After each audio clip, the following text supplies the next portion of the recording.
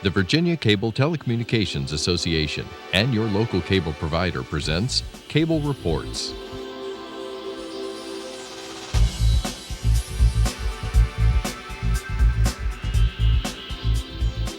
Join us now as Cable Reports brings you up to date on current issues facing the Commonwealth through discussions with your local legislators and other policymakers from across Virginia.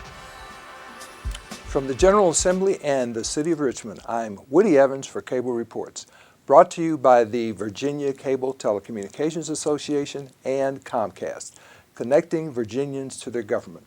We want to recognize Delegate Jennifer McClellan. Good to see you. Good to see you, Woody. Well, this is January 18th. It's the first Monday of the legislative session, and we are also celebrating Dr. Martin Luther King Day, and I know you're working on the King Commission. That's right. I chair the King Commission now, and so today on the House floor we'll give a speech honoring him and adjourning in his honor and memory. The Commission is charged with trying to keep his work alive here in the Commonwealth. And one of the ways we are doing that is connected with the sesquicentennial of the Emancipation Proclamation and the freedom of slaves. We're commissioning a Emancipation and Freedom Monument. And so over the next year or so that we're close to selecting our design and getting that monument started. It'll be right on Browns Island if everything goes well. Now, if I want to know more about this, how do I contact the King's Commission? A couple ways. We do have a website and we have a Facebook page. I think the easiest way, if you just Google Virginia King Commission, it'll pop right up. I have links to it in my email newsletters on my website as well. Give us a little preview, if you will, of the remarks you're going to make today on the House floor. Sure. Well, sort of talking about how far we've come, but how far we still have to go to make King's dream come alive. I'll also talk about 50 years ago, Dr. King was doing a campaign in Chicago, which I think is still very relevant given some of the events that have happened there. 60 years ago was the Montgomery bus boycott, and so I'll touch on that a little bit. And then highlight a couple of the things that the King Commission is working on.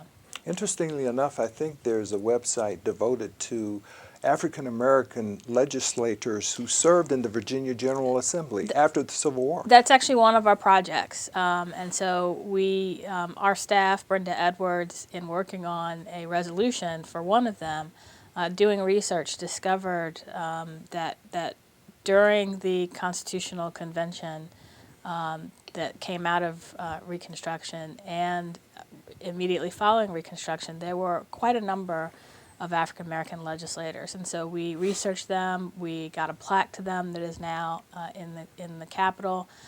Their bios are on our website. We're now working on phase 2, which is to highlight all of the legislators who were elected and served in the 20th century. So starting with Dr. Fergie Reed. Great. Now, you were present when Governor McClellan gave his State of the Commonwealth address last Wednesday evening. Yes. How did you receive that address? I thought it was an excellent speech. He highlighted his priorities, which are reflected in the budget.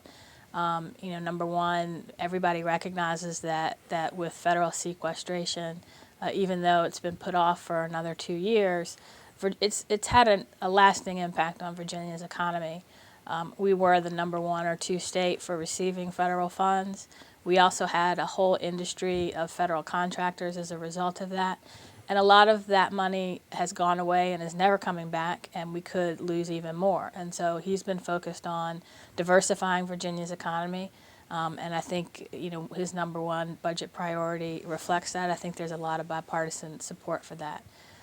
He's also put historic investments in K-12 education, trying to get us back to spending levels where we were before the Great Recession.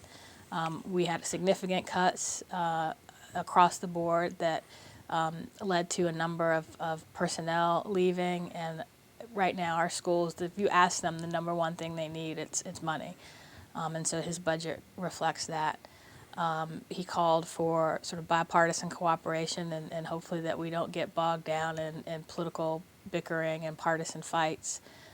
We'll see how long that lasts. I think we've already had a couple of partisan shots across the bow, but overall, I think a majority of what we're going to do this session, you'll see bipartisan support for. Now, this term sequestration is a big word, but it was a result of the Congress not being able to agree on a budget. That's right. A few years ago, Congress basically said, let's come up with the worst idea we can think of how to reduce the deficit, and then we'll make sure it'll force us to come back and be more responsible in how we make our cuts, because we'll never want it to happen. Well, then they couldn't agree on any other way. And so sequestration is basically across the board cuts to federal programs that are not necessarily well thought out, but have had and will continue to have a very negative impact on Virginia. So it's more like a meat axe. Yeah. Diversifying Virginia's economy. The governor talked about the need to develop a new economy. I think he pointed out how important it is to venture abroad, so to speak, because there are a lot of people who we can export to. Talk to us a little bit about that. Yeah, the growing exports are a huge way that Virginia's economy has been rebounding. You know, excitingly enough, as recently as Cuba, as a brand new open market. You've seen through a lot of his press releases that some countries, particularly in the Middle East, that weren't accepting Virginia products now are. And I think that's huge, and a big part of what the administration has been doing is sort of opening those doors for increasing our exports. And of course, that's the reason why our Port of Virginia is such an economic driver. Yes, and I would also add the Port of Richmond. Okay, absolutely. Good point. Good point. I know you're also involved in reinvigorating a caucus here in the House. Talk to us about that. That's right. We had what was called the Capital Region Caucus that sort of has ebbed and flowed over the years, but Delegate Chris Peace and I have focused on getting that going again. We've had a lot of turnover in the Richmond region between the retirements of Senators Marsh, Stosh, and Watkins.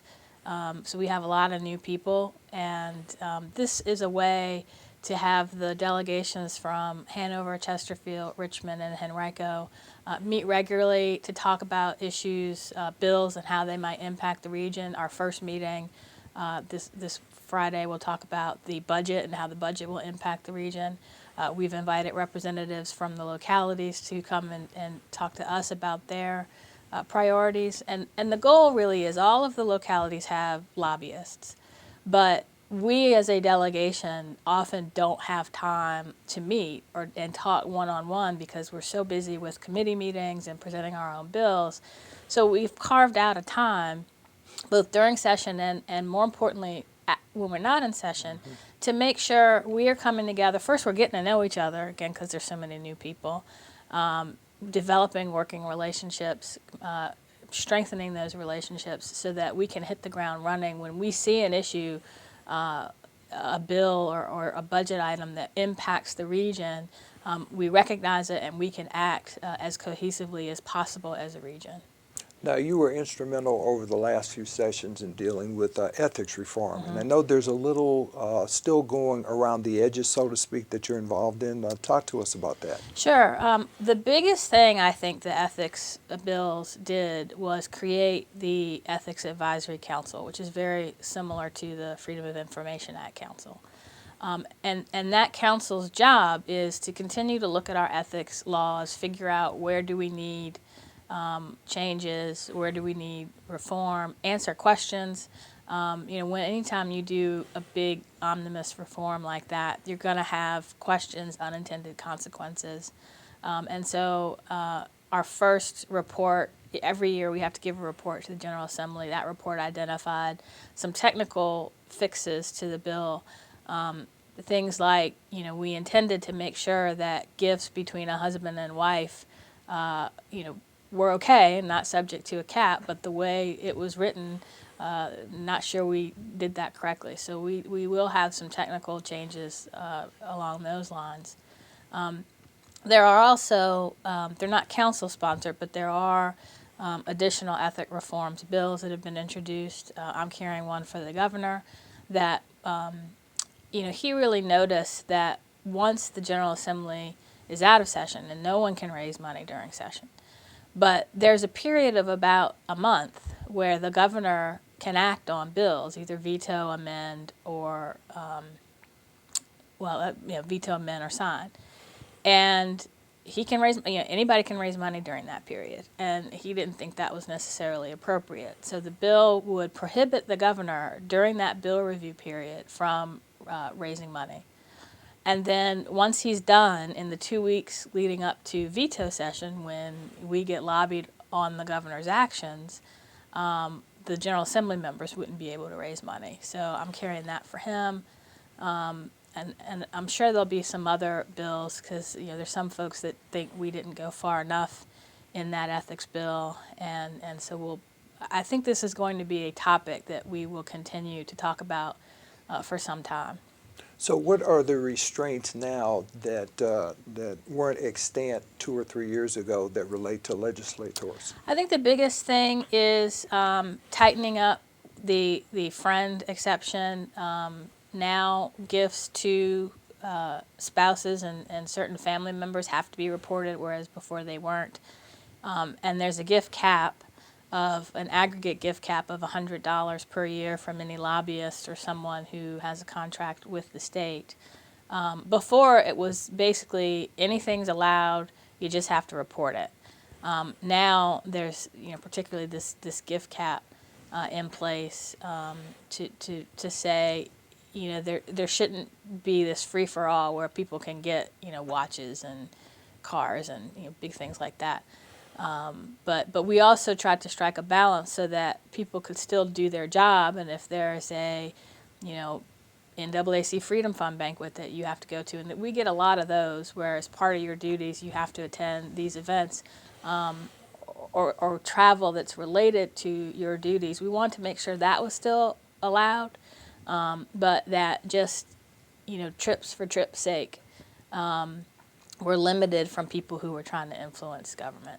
So the advisory council you mentioned, a member can get advice and counsel from that entity in order to determine in advance whether something is okay or not? Yes. So anybody covered by the Conflicts of Interest Act, so that's local elected officials, the governor, the legislature, certain state employees, can call and get either a formal advisory opinion or informal advice, and sort of there are different rules that go along that. But I think that before, everybody either followed their own judgment, or if you remember the House, you asked the House clerk. If you remember the Senate, you asked the Senate clerk. The governor's office asked the governor's counsel, and everybody might have a different interpretation. But now there's going to be sort of one set body of guidance that everybody can follow, and I think that's going to be extraordinarily helpful. Now, you're pursuing a number of pieces of legislation this session. One deals with the legal age for marriage. Tell us why and how that's going to work. Sure. Senator Jill Vogel and I have been working with an organization, the Tahari, that provides assistance to victims of domestic violence, mostly women, but not exclusively. And over the years, they saw a disturbing trend of child marriage and services that some of the child brides would need, whether it's mental health services or getting out of a violent relationship. And when they really started looking at these cases, they were in fact cases of forced child marriage. Now, under the law now, anybody under the age of 18 can get married with parental consent. The problem in these cases was that the parents were either the ones forcing the marriage or were complicit in it.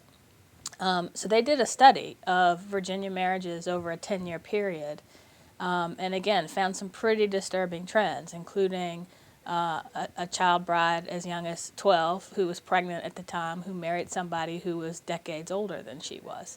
And there are all kinds of problems that you can imagine would come out of that.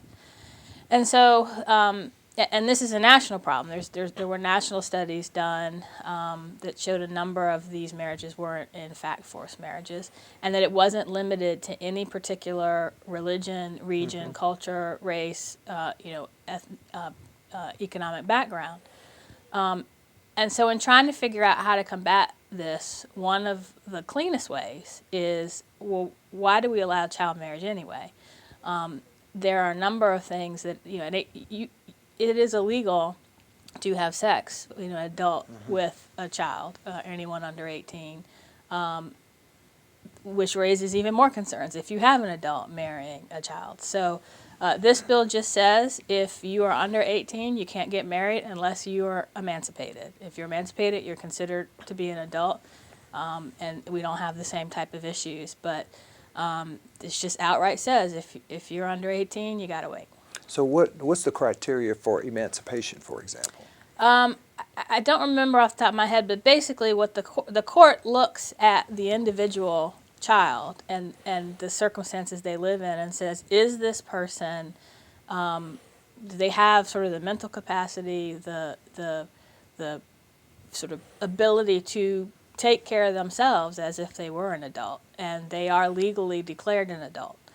And so for people who meet that criteria, the law already treats them as an adult, so it makes sense to have this exception for them. So does that require a petition to a Yes. court for a determination? For example, if I've lived out of my home for 2 or 3 years, I'm gainfully employed, I'm paying my own rent, I'm likely to be successful with a petition like that.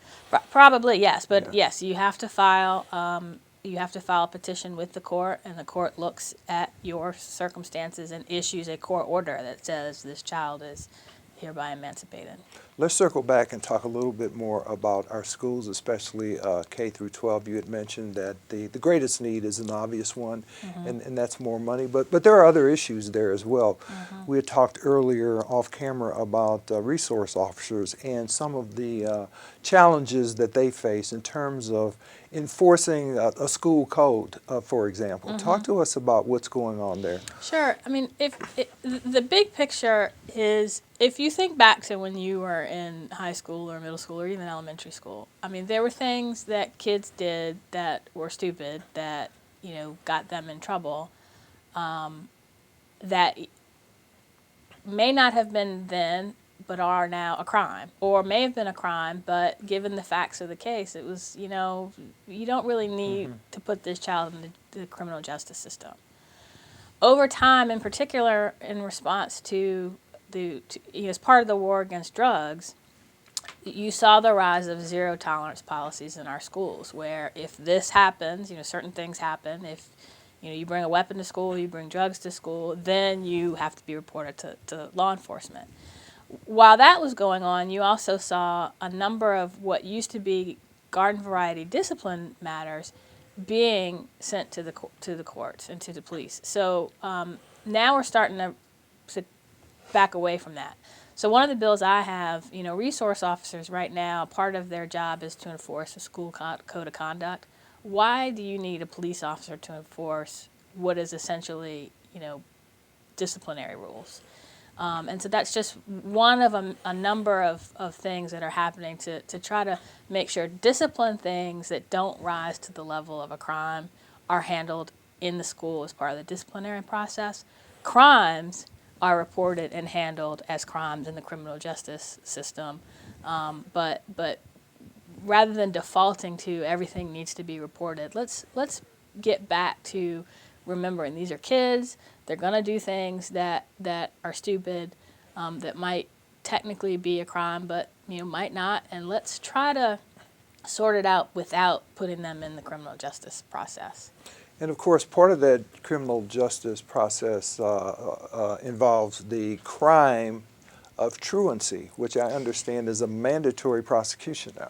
Yes. So under current law, it's mandatory that the Commonwealth's attorney move forward, and I have a bill in that would make it voluntary, so that again they can look at what are the circumstances of this particular case. Is this something that needs to be prosecuted, or is this something we can handle through another way, either through a truancy counselor or something addressing the particular problem or is this something where we need to pull the parent into court and force them to take their child to school? So as you remarked to me earlier before we went on camera, classrooms, not courtrooms. Right, exactly. Talk to us about the juvenile justice system overall, because I believe that the governor drew attention to some of the facilities that are aging. We have juveniles who are in foster care who are aging out of foster care, for example. What has caused some of the significant gains in the number of juveniles incarcerated in our facilities? Well, part of it is what we were just talking about, the fact that things that really should be school disciplinary issues have become, criminal justice cases. So that's part of it. Part of it has been when you take a child who has committed a crime and in some cases either charge them as an adult or incarcerate them with other hardened criminals, that sort of puts them down the road of learning how to be a career criminal. And I think there is a recognition nationally that we really need to focus on when you see a child in crisis or a child starting to go down the right path, how do we stop it and get them back on the right path? And just locking them up is not the answer. That's going to create a worse problem. And so the bottom line with all of these criminal justice reforms is, let's try to make sure these kids are being diverted back to the right path, not, keeping them on the road to becoming hardened criminals who, return to prison time and time again. I think you mentioned this is a national effort, not only in terms of juvenile justice, but also adult criminal reform. Yes. Because it is so costly to keep people incarcerated. Yes, exactly. Tell us a little bit more about K through 8, especially in terms of the reforms that have been made and what you're hearing from your local school districts about the standards of learning.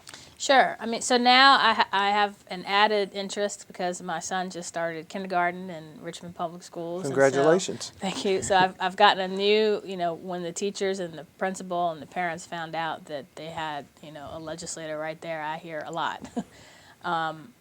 I think we're going to continue trying to reform the SOL, mainly the assessment process, recognizing that tests are not the only way to assess learning, that we have too many, and so I think there's discussion about eliminating some additional tests, but we got to make sure we do it in a way that doesn't mean, okay, well now I'm just not going to teach that subject.